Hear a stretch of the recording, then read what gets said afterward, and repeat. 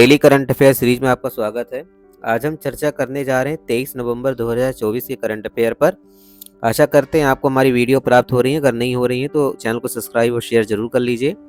आइए देखते हैं आज के करंट अफेयर की प्रमुख डिटेल्स या प्रमुख हेडलाइंस क्या क्या है। हमारी महत्वपूर्ण बिंदु। बांग्लादेश ने नया चुनाव आयोग गठित किया। हरियाणा के सोनीपत में भारत का पहला संविधान संग्रहालय। डीआरडीओ द्वारा 11वीं एशियाई अग्नि सुरक्षा निरीक्षण परिषद की बैठक। सतत व्यापार सूचकांक 2024 में भारत 23वें स्थान पर। संजय मूर्ति भारत के नए नियंत्रक महालेखा परीक्षक बने। उज्जैन में बनकर तैयार होगा मेडिसिटी एवं चिकित्सा महाविद्यालय। अंतर्राष्ट्रीय व्यापार मेले में मध्य प्रदेश मंडप बना आकर्षण का केंद्र। और हमारा संविधान हमारा स्वाभिमान अभियान की शुरुआत 75वें संविधान दिवस पर। तो आइए देखते हैं आज के करंट अफेयर्स की प्रमुख डिटेल्स क्या क्या हैं। ये थी टॉप हेडलाइंस और प्रमुख हेडलाइंस में ये बिंदु शामिल थे। बांग्लादेश ने नया चुनाव आयोग गठित किया है। बांग्लादेश ने एक नया 5 सदस्यीय चुनाव आयोग बनाया जिसके अध्यक्ष AMM नासिर उद्दीन मुख्य चुनाव आयुक्त CEC हैं। इसके सदस्यों में राष्ट्रपति शहाबुद्दीन द्वारा नियुक्त विभिन्न क्षेत्रों के सेवानिवृत्त अधिकारी शामिल हैं।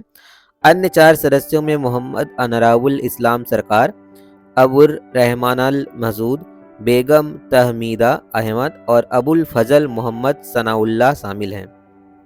तो ये नए चुनाव आयोग का गठन हुआ है यहाँ बांग्लादेश में। हरियाणा के सोनीपत में भारत का पहला संविधान संग्रहालय।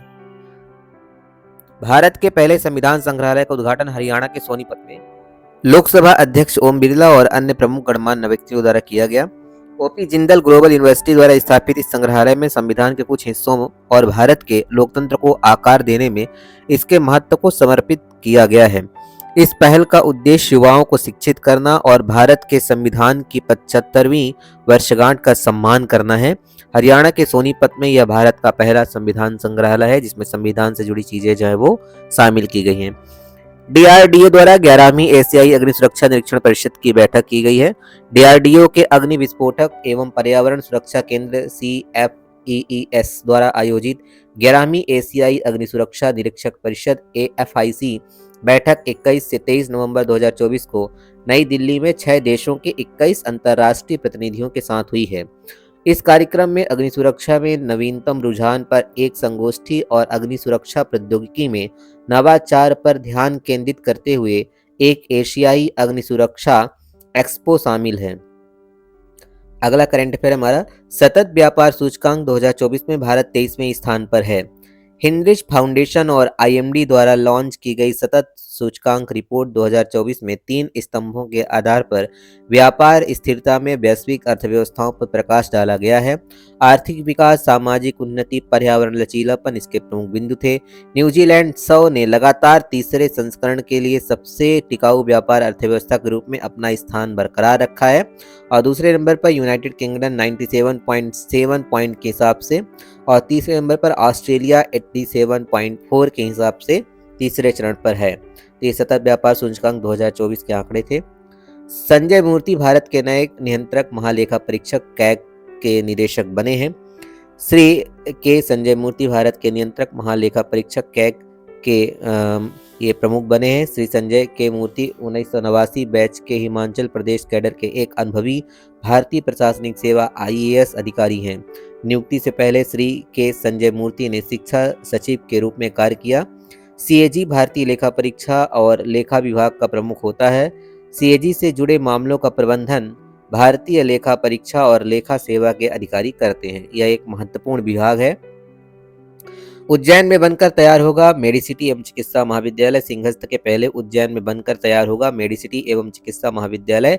ऐसी घोषणा मध्य प्रदेश के मुख्यमंत्री डॉक्टर मोहन यादव ने की है। उज्जैन का मेडिसिटी प्राइवेट सेक्टर के साथ मिलकर उज्जैन में ही मेडिकल टूरिज्म भी डेवलप होगा। मुख्यमंत्री ने उज्जैन में 592.30 करोड़ की मेडिसिटी एवं चिकित्सा महाविद्यालय का भूमि पूजन किया है। मध्य प्रदेश गठन के बाद 2003-04 में प्रदेश में कुल 5 मेडिकल कॉलेज थे। आज प्रदेश में 30 मेडिकल कॉलेज संचालित हो रहे हैं जिसमें निजी क्षेत्र के भी मेडिकल कॉलेज जो है वो शामिल हैं।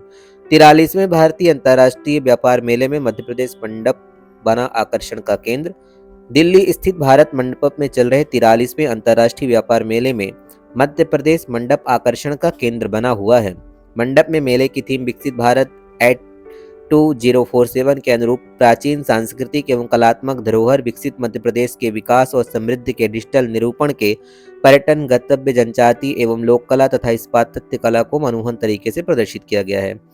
ये अंतर्राष्ट्रीय व्यापार मेले का महत्वपूर्ण आकर्षण था। आइए देखते हैं हमारा अंतिम आज का करंट अफेयर। हमारा संविधान हमारा स्वाभिमान अभियान। देश में 15 अगस्त 1947 को देश की आज़ादी के बाद तैयार किया गया संविधान 26 नवंबर 1949 को अपनाया गया था। इसके बाद देश में 26 जनवरी 1950 को संविधान लागू किया गया। संविधान को अपनाने के 75 वर्ष पूर्ण होने पर संविधान के जानकारी के प्रति जन जागरूकता के लिए 26 नवंबर 2024 से वर्ष भर चलने वाला हमारा संविधान हमारा स्वाभिमान अभियान चलाने का निर्णय लिया गया है, जिसमें मध्य प्रदेश में विभिन्न प्रकार के कार्यक्रम जो है वो आयोजित किए जाएंगे और संविधान से संबंधित महत्वपूर्ण जानकारियां जो है वो लोगों तक पहुंचाई जाएंगी। तो ये थे आज के 23 नवंबर 2024 के करंट अफेयर। अगर आपको हमारी वीडियो नहीं मिल रही है तो हमारे चैनल को सब्सक्राइब और शेयर जरूर कर लें। बहुत बहुत धन्यवाद।